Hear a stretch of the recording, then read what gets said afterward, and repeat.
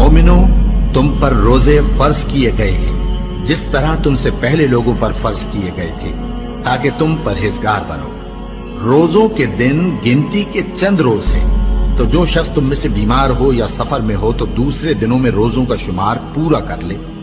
और जो लोग रोजा रखने की ताकत रखें लेकिन रखें नहीं, वो रोजे के बदले मोहताज को खाना खिला दें। और जो कोई अपनी मर्जी से ज्यादा नेकी करे तो उसके हक में ज्यादा अच्छा है। और अगर समझो तो रोजा रखना ही तुम्हारे हक में बेहतर है। रोजों का महीना रमजान का महीना है, जिसमें कुरान अव्वल नाजिल हुआ, जो लोगों का रहनुमा है और जिसमें हिदायत की खुली निशानियां हैं और जो हक व बातिल को अलग अलग करने वाला है। तो जो कोई तुम में से इस महीने में मौजूद हो, चाहिए कि पूरे महीने के रोजे रखे, और जो बीमार हो या सफर में हो तो दूसरे दिनों में रोजे रखकर उनका शुमार पूरा कर ले। अल्लाह तुम्हारे हक में आसानी चाहता है और सख्ती नहीं चाहता।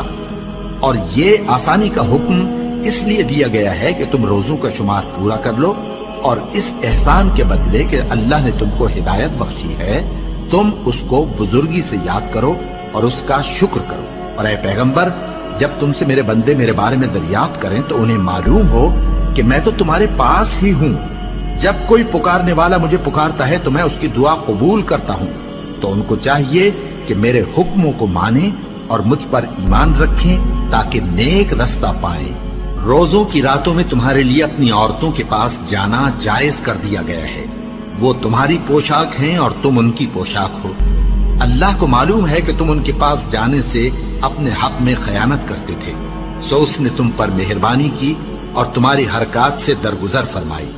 तो अब तुमको इख्तियार है कि उनसे मुबाशरत करो।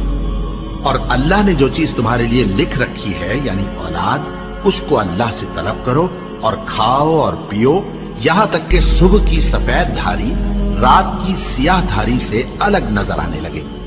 फिर रोजा रखकर रात तक पूरा करो। और जब तुम मस्जिदों में एतकाफ बैठते हो तो उनसे मुबाशरत न करो। ये अल्लाह की हदें हैं, इनके पास न जाना। इसी तरह अल्लाह अपनी आयतें लोगों के समझाने के लिए खोल खोल कर बयान फरमाता है, ताकि वो परहेजगार बने।